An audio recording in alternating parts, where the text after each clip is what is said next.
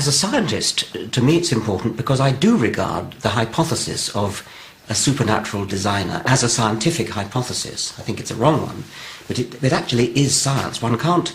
I don't have much patience with theologians who say, well, we're really not disagreeing, it's just that religion concerns itself with morality and science concerns itself with the way the universe is, and there's no problem between them. To me, there is a problem, because the moment you talk about a supernatural creator, designer, anything, you are advancing a scientific hypothesis, which is either right or wrong. I mean, a universe that has a supernatural intelligence, a supernatural overmind in it, is a very, very different kind of universe from a purely scientific point of view than a universe which hasn't. And it's a very, very interesting difference. I mean, it's a massive difference. And I think it's scientifically interesting to hold a view of the universe which I do, which is that there is no supermind. Well, there may be minds far superior to ours, but they will also have come into existence through a slow, gradual, incremental process. They were not there from the start. People who hold the opposite view, that there was a supernatural intelligence right from the start, responsible for it all, are advancing a very, very diametrically different scientific hypothesis, which has got to be either right or wrong. Even if we can't finally decide whether it's right or wrong, we must at least admit that it is a different hypothesis, very different hypothesis, and therefore it matters. But I often encounter religious people who argue in the following way. They'll say, well, it's not really, and we don't think of it as a scientific hypothesis. We think of it as something which involves a leap of faith. In other words, that it's not something which they say can be proved right or wrong. There's no way in which it can be proved right or wrong, because it belongs to a domain of existence about which that sort of proof, disproof, and research are irrelevant. There is something which they call the leap of faith, which identifies you with this creator. Well, that sort of thing just leaves me cold. I mean, I can't really even begin to empathize with it. I understand that it may be in principle impossible to demonstrate one way or the other, so there may be no scientific test you could ever do to decide the question, and that I could believe. But to me that still leaves the point that it either is true or it isn't.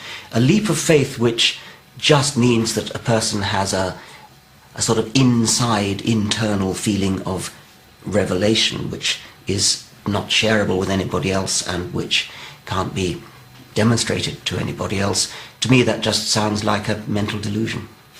Why is it then that people actually invoke the notion of a leap of faith, not as a weakness on their part, but as some sort of virtue which is lacking in people like you and me? Well, that there is some sort of peculiar willingness, and a willingness which indicates some sort of spiritual generosity, which we somehow don't have. Well, I mean, first thing, I think it's important to stress, in view of our earlier conversation, that the kind of person you're now talking about is a very much more sophisticated animal than the sort who argues about creationism and that kind of thing, because those people really would think that there was some intervention by the deity in the world. But your people, with their internal revelation, presumably accept that their God doesn't actually intervene in the world, otherwise they would have to concede that it is a scientific hypothesis. So the domain in which he works, or it works, seems to be a rather strangely detached from the world domain, purely concerned with internal feelings that people privately have. But the implication is that it's a domain from which we are unfortunate enough to be excluded. That's right. And that, as I said, that it's a lack of some sort of talent, generosity, or blindness on our part, which cuts us off from the beauty and majesty of this domain. Like not knowing what it's like to fall in love or something, being deprived, being deficient in some important way. Yes, I mean, I can understand that, and I actually could imagine that we're not so deprived as, because you and I probably do have feelings that may very well be akin to a kind of mystical wonder when we contemplate the stars, when we contemplate the galaxies, when we contemplate life, the sheer expanse of geological time.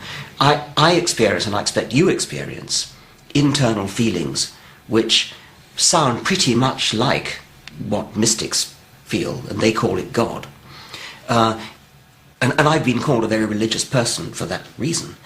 If I am called a religious person, then my retort to that is, well, you're playing with words. Because what the vast majority of people mean by religious is something utterly different from this sort of transcendent, mystical experience. What they mean is an entity which interferes in the world, which actually has some kind of impact upon the world and therefore is a scientific hypothesis. The transcendent sense, the transcendent mystic sense that people who are both religious and non-religious, in my usage of the term, is something very, very different. In that sense, I probably am a religious person. You probably are a religious person. But that doesn't mean we think that there is a supernatural being that interferes with the world, that does anything, that manipulates anything, or, by the way, that it's worth praying to or asking forgiveness of sins from, etc.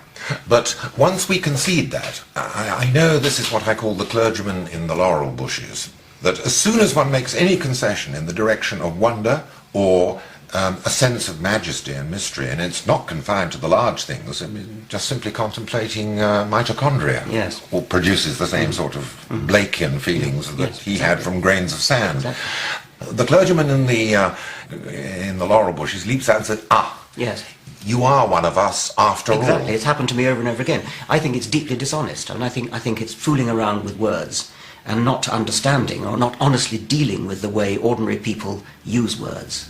And so I prefer to use words like religion, like God, in the way that the vast majority of people in the world would understand them, and to reserve a different kind of language for the feeling that we share with possibly your clergyman in the laurel. But, I mean, as soon as one does admit that, and admits the unknowability of things, there is always the implication from the religious, not necessarily from the orthodox religious, but the people who are susceptible to energies and vibrations and aromas and so forth, to the idea that, what they often say, there must be something. Well, okay, I mean, it just doesn't follow. It's just. Well, my answer to them when they say there must be something, and I always say, well, yes, there is. It's everything. Yes. It's there without any super added. Yes. I mean, I think I would hit back harder than that, actually, and say that the sense of wonder that one gets as a scientist contemplating the cosmos or contemplating mitochondria is actually much grander than anything that you will get by contemplating the traditional objects of religious mysticism.